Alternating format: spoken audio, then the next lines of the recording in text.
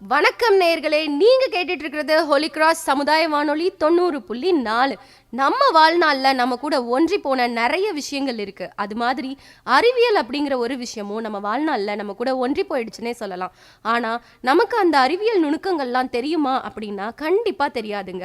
அதை தெரிஞ்சுக்கிறதுக்கு தான் இந்த புதிய நிகழ்ச்சி, அது அறிவியல் பலகை அப்படிங்கிற பேர்ல நமக்காக இணைந்து வழங்குறவங்க மத்திய அரசின் விஞ்ஞான் பிரசார் அறிவியல் பலகை, தமிழ்நாடு அறிவியல் தொழில்நுட்ப மையம் ஆகியவற்றோட சேர்ந்து உங்களுக்காக இந்த நிகழ்ச்சியை தொகுத்து வழங்குறது ஹோலி கிராஸ் சமுதாய வானொலி 90.4. கேளுங்க கேளுங்க கேட்டுக்கிட்டே இருங்க. இது ஹோலி கிராஸ் சமுதாய வானொலி 90.4, தென் தமிழகத்தின் முதல் சமுதாய வானொலி.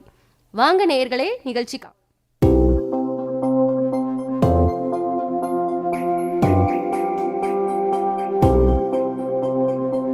அறிந்திடுவோம், நாம் அறிந்திடுவோம், நம் அறிவியல் பலனை புரிந்திடுவோம்.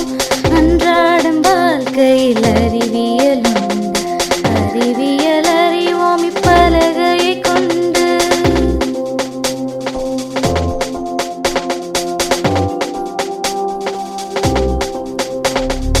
முயற்சி திருவினையாக்கும், அறிவியல் அறிவுகள் தாக்கம், அறிவியலின்றி உலகில்லை என்று விஞ்ஞானி வழியிலே புரிவது நன்று.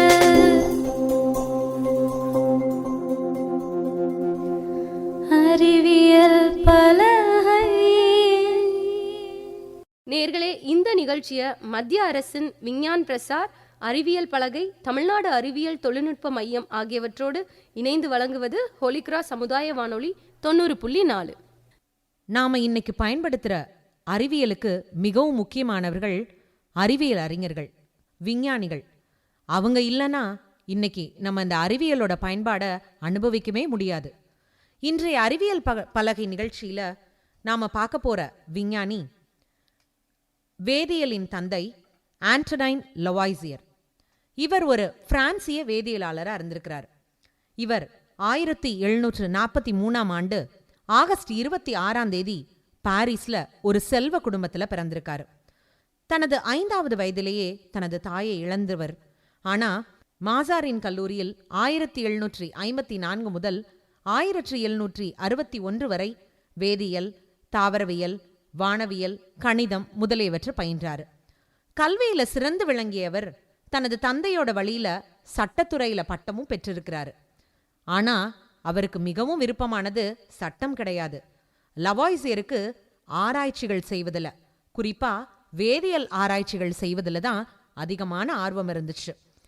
தனது 25வது வயதுல பிரான்சிய அறிவியல் கழகத்தோட உறுப்பினர் ஆனாரு.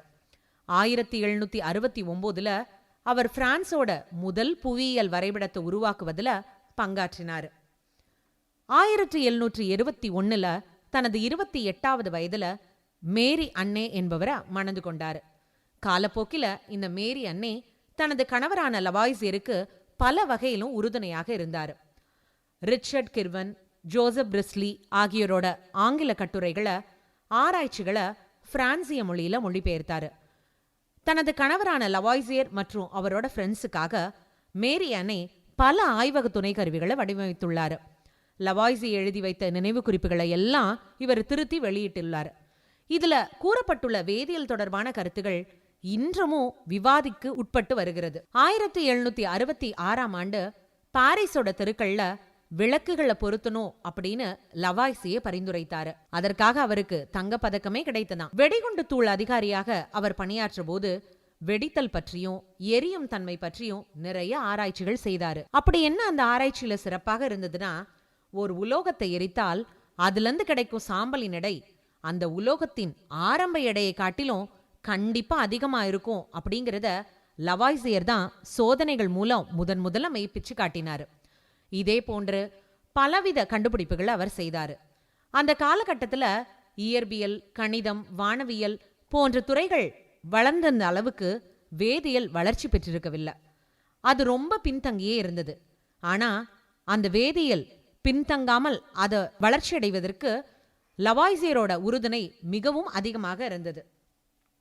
அந்த காலகட்டத்தில் வேதியியலாளர் பல்வேறு தனிப்பட்ட உண்மைகளை கண்டு சொல்லியிருந்தாங்க. ஆனா அதெல்லாம் பலவித உண்மைகள் அற்ற நிலையில தான் இருந்துச்சு. பல தவறான கருத்துகளும் இருந்துச்சு. லவாய்சியரோட வருகைக்கு முன்னாடி காற்றும் தண்ணீரும் தனிமங்கள் அப்படின்னு சொல்லிட்டு தவறா கருதப்பட்டுச்சு. காற்றும் தண்ணீரும் தனிமங்களே கிடையாது. அதே போல நெருப்போட தன்மையை பற்றியும் மிக தவறான கருத்து நிலவுச்சு.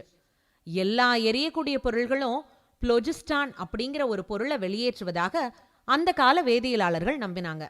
இந்த தவறான கருத்துக்களை எல்லாம் மாற்றியமைத்தவர் லவாய்சியர் தான். புளோஜிஸ்டான் அப்படிங்கிற எந்த பொருளும் கிடையாது அப்படிங்கிறத முதல்ல சோதனைகள் மூலம் நிறுவினார். வேதியியல் கலப்பினால தான் நெருப்பு எரிகிறது என்பதை லவாய்சியர் கண்டு சொன்னாரு. அதுலயும் குறிப்பா ஆக்சிஜனால தான் எரியுது அப்படிங்கிறதையும் அவரு தான் கண்டுபிடிச்சு சொன்னாரு. ஜோசப் பிரெஸ்லி கண்டறிந்து தனிமைப்படுத்திய வளிமத்துக்கு ஆக்சிஜன் அப்படின்னு பெயரிட்டவர் லவாய்சியர் தான். நெருப்பு எரிவதற்கு காற்றுல உள்ள ஆக்சிஜன் தான் காரணம் அப்படிங்கிறத இவர் மட்டும்தான் முதல்ல சொன்னாரு.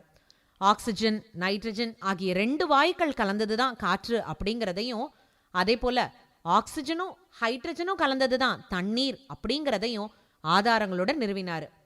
இத சொல்லலன்னா நம்ம இன்னைக்கு பயன்படுத்துகிற இந்த காற்றும் தண்ணீரை பத்தியும் நமக்கு உண்மைகள் தெரிஞ்சிருக்குமா என்ன? நீங்களே சொல்லுங்களேன். இத்தனை உண்மைகளை கண்டுபிடிச்சதும் லவாய்சியர் சொன்னதுக்கு அப்புறம் தான் உலகத்துக்கே தெரிஞ்சிச்சு. அது வரைக்கும் இத பத்தி யாருமே சொல்லல. லவாய்சியோட கண்டுபிடிப்புகள் தகுந்த ஆதாரங்களை அவர் ஒரு சான்றோட எடுத்து காட்டினாரு. அதனாலதான் அது உலகத்துல இருக்க எல்லாராலையும் நம்பப்பட்டுச்சு. அதே போல அவர் எப்படிப்பட்டவர் தெரியுமா? உண்மைய உண்மைன்னு எடுத்து சொல்றதுக்கு அவர் அஞ்சவே மாட்டாரு. அதே போல தவறு அப்படிங்கிறதையும் சொல்வதற்கு லவாய்சியர் தயங்கவே மாட்டாரு. 1789ஆம் ஆண்டுல லவாய்சியர் எலிமெண்ட்ஸ் ஆஃப் கெமிஸ்ட்ரி அப்படிங்கிற ஒரு சிறந்த பாடநூலை எழுதி வெளியிட்டாரு. இப்ப இருக்கிற வேதியியலுக்கு அடிப்படையாக விளங்கும் கொள்கைகளையும் கோட்பாடுகளையும் அந்த பாடநூல்ல ஆதாரங்களோட அப்பயே அவர் விளக்கியிருந்தாரு. அதனை படித்த பல இளைய வேதியியலாளர்கள் லவாய்சியரோட கருத்துக்களை ஏற்க தொடங்கினாங்க. தனிமங்கள் என்று தான் கருதிய பொருள்களோட பட்டியலையும் அந்த பாடநூலில் அவர் இணைத்திருந்தாரு. ஒரு சில தவறுகள் நீங்களாக லவாய்சியர் சொன்ன பெரும்பாலான வேதிப்பொருட்கள் இன்றைய வேதியியலோட பொருள்கள் பட்டியலில் இடம்பெற்றிருக்கு. பின்பு லவாய்சியர் வேதியியலுக்கான கலைச்சொல் தொகுதியை வெளியிட்டார். அவர் உருவாக்கி தந்த அந்த கலைச்சொல் தொகுதி தான் வேதியியலுக்கு ஒரு ஒருங்கிணைந்த அடையாளத்தை ஏற்படுத்தி கொடுத்ததுன்னா பாருங்களேன். உலகம் முழுவதும் உள்ள வேதியியலாளர்கள் ஒரே மாதிரியான கலைச்சொற்களை பயன்படுத்த தொடங்கினாங்க அதுக்கப்புறம் தான். அதனால அவங்களால தங்களது கண்டுபிடிப்புகளை ஒருவருக்கொருவர் மிக எளிதாக பரிமாறிக்கொள்ள முடிஞ்சது. வேதியியல் துறையும் மிக சீக்கிரமாக வளர்ச்சியடைந்தது. மற்ற துறைகள்லையும் தனது பங்களிப்பை லவாய்சியர் செஞ்சிருக்காரு. ஆனா வேதியியல் துறை மிக வளர்ச்சி அடைவதற்கு லவாய்சியர் தான் ஒரு முக்கிய காரணம்னு ஒண்ணு தெரியுதா உங்களுக்கு? அதனாலதான் நவீன வேதியியலின் தந்தை அப்படின்னு நம்ம லவாய்சியரை அழைக்கிறோம். வணக்கம். அறிவியல் பலகையின் விஞ்ஞான விந்தைகள் நிகழ்ச்சிக்காக உங்களுடன் இணைந்திருப்பது தோழி அமலா ஜாய்ஸ். நாம காலையில எழுந்தது முதல் உறங்கச் செல்லும் வரை, அதாவது காலையில நாம பல் விளக்குறதுக்கு எடுக்கிற பேஸ்ட்ல இருந்து இரவு நம்ம படுக்கிறதுக்கு கொளுத்தி வைக்கிற இந்த கொசுபர்த்தி சுருள் வரைக்கும் வேதியியலோட பயன்பாடு ரொம்ப ரொம்ப இம்பார்ட்டண்டா இருக்கு. இந்த மாதிரி ஒரு சிறப்புமிக்க வேதியியலை பத்தி நம்ம தெரிஞ்சுக்கிறது ரொம்ப முக்கியம் தானே? வாங்க இன்னைக்கு நிகழ்ச்சிக்கு நம்ம போகலாம். மின்னல் அப்படின்னோன்னா நமக்கு பொதுவா என்ன தோணும்? மின்னலை பார்த்து ஐயோ மின்னலை பார்க்கவே கூடாது அப்படின்னு பயப்பட தானே தோணும். ஆனா மின்னல் ரொம்ப நல்லதாமேங்க. எப்படி? மின்னல் தாக்கும்போது ஓசோன் அப்படிங்கிற O3 உருவாகுது. இது வளிமண்டலத்துல ஓசோன் படலத்தை பலப்படுத்துது. நம்ம பல வகை விஷயங்கள் செய்யறதுனால ஓசோன் படலம் பாதிக்கப்படுதுன்னு நமக்கு நல்லா தெரியும். ஆனா மின்னல் தாக்கும்போது பாருங்களேன், ஓசோனு பலப்படுதான். சோ இனிமே எப்பவுமே கடவுளை வேண்டிக்குவோமா அப்பப்ப மின்னலோட மழை பெய்யணும்னு? நம்ம மனித உடல் கடவுளோட படைப்புல ரொம்ப ரொம்ப முக்கியமானதுன்னு நமக்கு எல்லாருக்குமே தெரியும். மனித உடல்ல நிறைய கார்பன் இருக்குதான். எவ்வளோ கார்பன் இருக்குன்னு ஒரு கெஸ் பண்ணுங்களே பார்க்கலாம். எவ்வளோ இருக்கு தெரியுமா? சுமார் 9000 பென்சில்களுக்கு கொடுக்கிற அளவுக்கு கார்பன் இருக்கு ஒரு மனுஷனோட உடல்ல. நம்ம வேதியியல்னு எடுத்தாலே நிறைய அமிலம், காரம் அப்படிங்கிறத பத்திலாம் கேள்விப்பட்டிருப்போம். இப்போ நம்மள எறும்பு கடிக்கும்போது நமக்கு வலிக்குது, அது அரிப்பையும் ஏற்படுத்துது. தேனி கொட்டும்போது எப்படி இருக்கு? ஐயப்போ அப்பா ரொம்ப வலியா இருக்குல்ல. ஸோ அந்த தேனியோட கொட்டுல என்ன இருக்குன்னு தெரிஞ்சுக்கலாமா? தேனியோட கொட்டுல அமிலத்தன்மை இருக்கு. அதே சமயம் குளவின்னு இன்னொரு உயிரினத்தை பத்தியும் கேள்விப்பட்டிருப்பீங்க. அதுல உள்ள கொட்டானது காரத்தன்மை கொண்டது. அதனால தான் இந்த தேனியோ இல்ல குளவியோ நம்மளை கடிக்கும்போது நமக்கு மிகுந்த எரிச்சலை ஏற்படுத்துது. நம்ம சின்ன வயசுல நம்ம ஒரு கதையை கேள்விப்பட்டிருப்போம். என்ன கதை? ஒரு நாள் வெயில்ல ஒரு காக்கா தண்ணி தாகத்துக்காக போச்சான். ஒரு சின்ன பானையில கீழே தான் தண்ணி இருந்துச்சான். உடனே என்ன பண்ணுச்சு அந்த காக்கா? அந்த கற்களை எல்லாம் எடுத்து ஒவ்வொன்று மேல ஒன்னா போட்டுக்கிட்டே வந்துச்சான். அப்ப என்னாச்சு? நீர்மட்டம் மேல அதிகமாகி அந்த தண்ணியை குடிச்சிருச்சுன்னு நீங்க கேள்விப்பட்டிருப்பீங்க. ஆனா ஒரு கப்பு தண்ணீரை எடுத்து அதுல சின்னோண்டு உப்பை, ஒரு சின்ன டேபிள் ஸ்பூன் அளவுல உப்பை போட்டா நீர்மட்டம் உயர்ந்து நிரம்பி வழியணும் அப்படின்னு நம்ம நினைச்சா, ஆனா என்ன பண்ணிடுமா? கீழே போகுது. இதற்கு என்ன காரணம்? யோசிங்க பாப்போம். அந்த நீரோட அடர்த்தியை நம்ம அதிகரிக்க செய்யறோம் உப்பை போடுறதுனால. அதனால நீர்மட்டம் உயராம கீழே இறங்குது. நம்ம மனுஷங்கள் உயிர் வாழ்றதுக்கு ரொம்ப முக்கியமான வாயு எதுன்னு தெரியுமா? நல்லா யோசிங்க. என்ன வாயு அது? ஆமா, நீங்க சொல்ற மாதிரி ஆக்சிஜன் வாயு தான் அது. ஆனா இந்த ஆக்சிஜன் வாயுவா இருக்கும்போது அதற்கு எந்தவித நிறமுமே கிடையாது. ஆனா இதுவே அந்த திடநிலையாகவோ இல்ல நம்ம திரவமாகவோ மாத்தினா இந்த ஆக்சிஜன் நீல நிறத்துல தெரியுது. நீங்க 1 லிட்டர் தண்ணி எடுத்துக்கிறீங்கன்னு வைங்க. அதே அளவு இன்னொரு லிட்டர் தண்ணியையும் நீங்க எடுத்துக்கிறீங்க. அப்படின்னும் போது இப்ப மொத்த தண்ணியோட அளவு என்ன? 2 லிட்டர் இல்லையா? ஆனா நீங்க இதே சமயத்துல 1 லிட்டர் தண்ணியையும் 1 லிட்டர் ஆல்கஹாலையும் கலக்கும்போது அது 2 லிட்டர் ஆகாம கண்டிப்பாக அதுக்கு கம்மியாக தான் இருக்குமா. ஏன்? அதோட அடர்த்தி தாங்க அதுக்கு காரணம். நம்ம இந்த பிறந்த நாள் விழாக்கள்லாம் பலூன் வச்சு கொண்டாடுவது ரொம்ப நமக்கு மகிழ்ச்சியா இருக்கும் இல்லைங்களா? அந்த பலூன் மேல வரைக்கும் நமக்கு பறக்கும். அது என்ன ஒரு வாயுவால அடைக்கப்பட்டிருக்குன்னு உங்களுக்கு தெரியுமா? ஹீலியம் பலூன்கள் தான் மேல மிதக்குது. அது எதனால? ஹீலியம் தான் காற்றை விட குறைவான எடை கொண்டது. அதனால தான் நாம கொண்டாடுகிற பிறந்தநாள் விழாக்கள்ல, திருமண விழாக்கள்ல எல்லாம் ஹீலியம் பலூன்கள் மேல மிதக்குது. அது எவ்வளோ தூரம் வரைக்கும் போக முடியுது? ஏன்னா அது காற்றை விட ரொம்ப குறைவான எடை கொண்டது. நம்மளோட அண்ட சராசரத்துல 9 கோள்கள் இருக்குன்னு நமக்கு தெரியும். அந்த கோள்கள்ல செவ்வாய்க்கோள் அப்படின்னு ஒன்று இருக்கு இல்லையா? அது என்ன நிறத்துல இருக்கும்னு உங்களுக்கு தெரியுமா? அது அழகான சிவப்பு நிறத்துல இருக்கும். அதுல ஏங்க சிவப்பு நிறமா தோன்றுது? அதுக்கு காரணம் அதுல இருக்கிற இரும்பு ஆக்சைடு தான். இரும்பு ஆக்சைடு பொதுவாகவே சிவப்பு நிறம் கொண்டது. ஸோ அதனால நம்ம இங்க கீழே இருந்து பார்க்கும்போதே செவ்வாய் கிரகம் சிவப்பாக தெரியுமா. அமிலங்கள்ல நிறைய வகைகள் இருக்கு.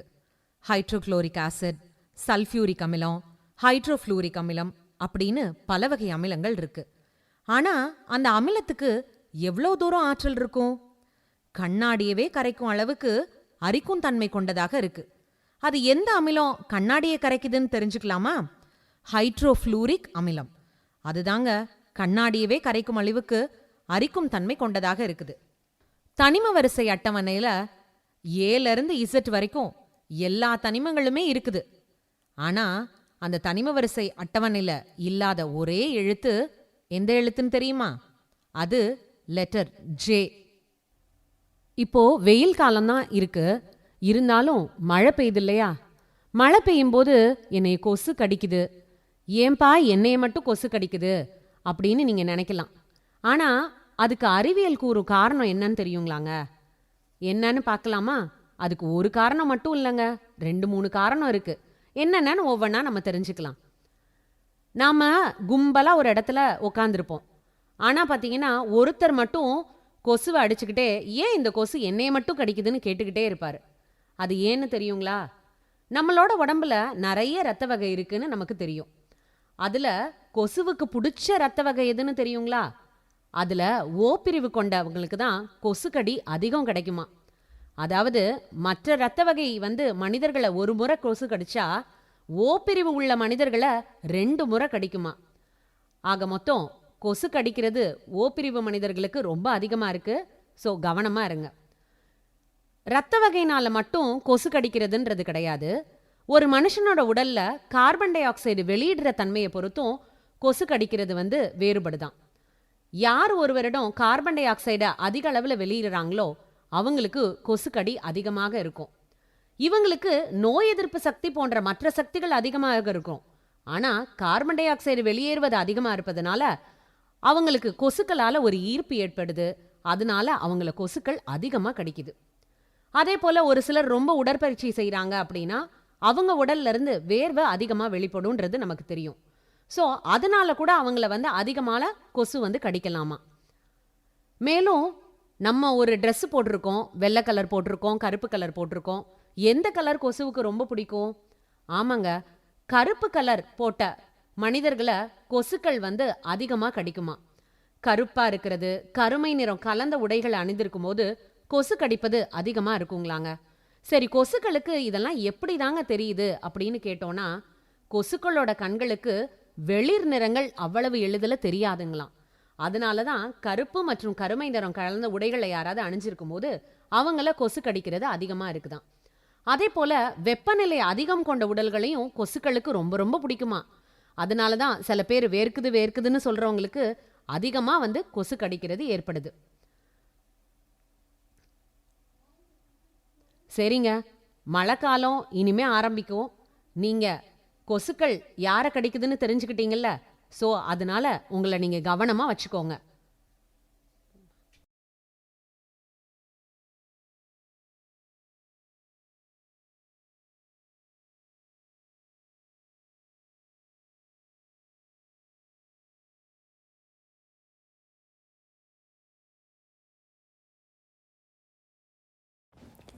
ஹாய் ஹலோ வணக்கம் மக்களே. நீங்கள் கேட்டதும் கேட்குறதும் கேட்டுக்கிட்டே இருக்கிறதும் இது உங்கள் ஹோலி கிராஸ் சமுதாய வானொலி 90.4 உங்கள் நான் ஆர்ஜே ஸ்வேதா. இன்னைக்கு பதிவில் என்ன பார்க்க போகிறோன்னா, வேர்ல்டோட டாப் 10 சயின்டிஸ்ட்டை பற்றி தான் பார்க்க போகிறோம். நம்ம வாழ்நாளில் டெய்லி காலம்புற பல்லு தேய்ச்சிட்டு பாத்ரூம் போகிறதுலேருந்து நைட்டு எல்லா வேலையும் முடிச்சுட்டு போகிற வரைக்கும் எல்லா பொருளையும் யூஸ் பண்ணிட்டு இருக்கோம். அப்படி அந்த பொருள்லாம் கண்டுபிடிச்ச விஞ்ஞானிகளை பற்றி தான் இன்னைக்கு செக்மெண்ட்டில் பார்க்க போகிறோம். யார் யார் என்னென்ன பண்ணியிருக்காங்கிறத பார்த்துலாம். நம்ம வாழ்நாளில் பயன்படுத்துகிற பல விஷயத்தை கண்டுபிடிச்ச விஞ்ஞானிகளை பற்றியும் ஒரு 10 தலை சிறந்த விஞ்ஞானிகள் தான் இப்போ நம்ம பார்க்க போகிறோம். First Louis Pasteur. பாலே இன்னும் தேரலன்னு பல பேர் பாட்டு பாடிட்டு இருப்போம். ஆனால் அந்த பால் புளிக்கும் அப்படிங்கிறத கண்டுபிடிச்சவரே இவர் தான். இந்த தலை என்ன பண்ணியிருக்காரு அப்படின்னா, பிரான்ஸ் நாட்டை சேர்ந்த தாவரவியலாளர், விலங்கியலாளர் அப்படின்னு சொல்றாங்க. இவர் நிறைய விஷயங்கள் கண்டுபிடிச்சிருக்காரு. அதுல முக்கியமான விஷயம் தான் இது. அடுத்தது மைக்கேல் ஃபாரடே. மைக்கேல் ஃபாரடே என்ன கண்டுபிடிச்சிருக்காருன்னு பார்த்தீங்கன்னா, இன்னைக்கும் வெயில்ல போகும்போது உச்சத்தல்ல கை வச்சு பார்த்தோம் நம்மள சூடா இருப்போம். ஆனால் அந்த சூடை இந்த ஃபாரன்ஹீட் தான் அப்படின்னு கண்டுபிடிச்சது நம்ம தலை தான். ஸோ அவர் செல்ஃப் லேர்னிங் அப்படிங்கிற இன்னொரு விஷயமும் கண்டுபிடிச்சிருக்காரு. அடுத்தது தாமஸ் எடிசன். தாமஸ் எடிசனை பற்றி எல்லாருக்குமே தெரியும். இவர் மெடிசன் கண்டுபிடிச்சிருப்பாரு அப்படின்னு நினைப்பீங்க, ஆனால் அதுதான் இல்லை. இவர் ஜென்ரல் எலக்ட்ரிக்கலான ஒரு பயங்கரமான விஷயம், ஒரு குண்டு பல்ப்லேருந்து பல விஷயத்தை இவர் தான் கண்டுபிடிச்சிருக்காரு. ஸோ 20 மணி நேரம் வேலை செஞ்சுக்கிட்டே இருக்க ஒரு தலை சிறந்த விஞ்ஞானியாகவும் இவர் இருந்திருக்காரு. அடுத்தது சார்லஸ் டார்வின். சார்லஸ் டார்வின் பயங்கரமான ஒரு சயின்டிஸ்ட் அப்படின்னு சொல்றதுக்கு ரீசன் என்னன்னா, ஒரு உயிரினம், அந்த உயிரினத்தோட மூதாதையர் அவங்களாம் வந்தது எப்படி அப்படிங்கிறத அப்பவே நமக்கு அச்சு போட்ட மாதிரி கரெக்டா சொல்லியிருப்பாரு. ஸோ அவரோட கண்டுபிடிப்பு ஒரு மிகப்பெரிய கண்டுபிடிப்பா தான் கருதப்படுது. அடுத்தது நிக்கோலா டெஸ்லா. நிக்கோலா டெஸ்லா யார் அப்படின்னா, ஏசி கரண்ட் டிரான்சிஸ்டர்னு இன்னைக்கு நம்ம நிறைய விஷயம் பேசிட்டு இருக்கோம் இல்லையா, அந்த விஷயத்தெல்லாம் கண்டுபிடிச்சது இவர் தான்.